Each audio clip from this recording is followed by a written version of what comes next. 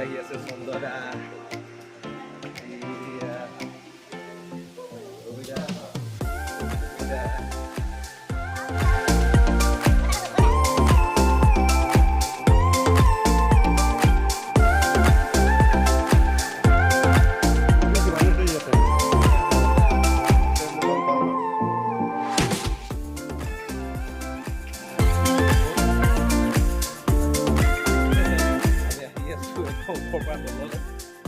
Kata Maria semua Malaysia.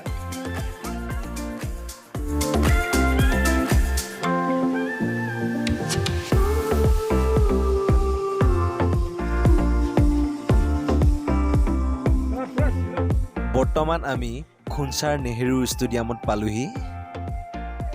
অৰুণাচলৰ মূল ফেষ্টিভেলসমূহৰ ভিতৰত অন্যতম এক ফেষ্টিভেল হৈছে চাওলকো ফেষ্টিভেল। আৰু এই চাওলকো ফেষ্টিভেলটি অৰুণাচলৰ নক্টে জনগোষ্ঠীয় লোকসকলে উদযাপন কৰে। অৰুণাচলৰ খুনচা, দেওমালী, ইটানগৰকে ধৰি নক্টে জনগোষ্ঠী অধ্যুষিত অঞ্চলসমূহত এই চাওলকো ফেষ্টিভেলটি অতি উলহ মালহেৰে উদযাপন কৰে। চাওলকো ফেষ্টিভেলটি সাধাৰণতে কৃষিৰ লগত জড়িত। প্ৰতি বছৰৰ নৱেম্বৰ মাহত সাধাৰণতে 24-25 নৱেম্বৰত ধান চপোৱা আৰু পুৰণি ঋতুৰ পৰা নতুন বতৰলৈ পৰিৱৰ্তন হোৱাৰ সময়ত উদযাপন কৰে। কোনো গাঁৱত আকৌ জুলাই-আগষ্ট মাহতো এই চাওলকো ফেষ্টিভেলটি উদযাপন কৰে। খুনচাৰ আশে-পাশে থকা বস্তিৰ সৰু ল'ৰা-ছোৱালীবোৰে ডিছ কাপ বনাবলৈ হাবিৰ পৰা কৌপাত সংগ্ৰহ কৰে। লগতে বনফায়াৰ কৰিবলৈ খৰি সংগ্ৰহ কৰে। ইয়াৰো উপৰি ঘৰে ঘৰে ৰাইচ বিয়েৰো সংগ্ৰহ কৰে। এই উৎসৱৰ আৰম্ভণিতে গাহৰি, মহ ইত্যাদি বধ কৰা হয়। চাওলকৰ প্ৰথম দিনটোক ফামলাম বুলি কোৱা হয়।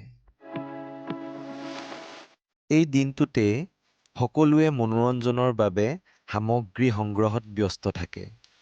মহ গাহৰি বধ কৰা আৰু চাউল বিয়েৰ সাজু কৰিব লগাত তেওঁলোক অতি ব্যস্ত হৈ পৰে। এই ফেষ্টিভেলৰ দ্বিতীয় দিনটোক চামকাজ্জা বুলি কোৱা হয়। এই দিনটোত সকলোৱে চাতম নামৰ ঠাইলৈ যায়, যিটো সাধাৰণতে বাহিৰৰ অঞ্চলত অৱস্থিত। তাত সকলোৱে জনসাধাৰণৰ মংগলৰ বাবে আৰু উন্নত কৃষিজাত সামগ্ৰীৰ বাবে প্ৰধানৰ নেতৃত্বত প্ৰাৰ্থনা কৰা হয়। আৰু প্ৰাৰ্থনাৰ পিছতেই তেওঁলোকে খাদ্য আৰু ৰাইচ বিয়েৰ সংগ্ৰহ কৰে। চাওলকৰ তৃতীয় দিনটোক থাংলাংজা নামেৰে জনাজাত। ৰাতিপুৱা গাঁৱৰ বয়োজ্যেষ্ঠ আৰু মুখিয়ালে গাঁৱৰ পৰা সংগ্ৰহ কৰা কণী ভাঙি শংকা দেখাব পায়। আৰু কণীয়ে দেখুওৱা শংকাৰ ভিত্তিত নতুন বছৰৰ খেতিৰ বাবে ঝুম প্লট বাছি লয়। এই দিনটোত গাঁৱৰ মানুহে ইজনে সিজনৰ ঘৰলৈ গৈ খাদ্য পনীয় লৈছিল। তাৰ পিছত চংলংথং অৰ্থাৎ অঞ্চলৰ প্ৰধানৰ ঘৰৰ চোতালত যায় আৰু তাতেই নাচি থাকে। আৰু এনেকৈয়ে নাচ বাগ কৰি খোৱা-বোৱাৰ শেষত নাচ-সোণৰ আৰম্ভ হয়। আৰু নাচি নাচি তেওঁলোকৰ মুখিয়ালৰ ঘৰলৈ আহে আৰু তাতেই বন্দুকৰ উকা গুলী ফুটায়।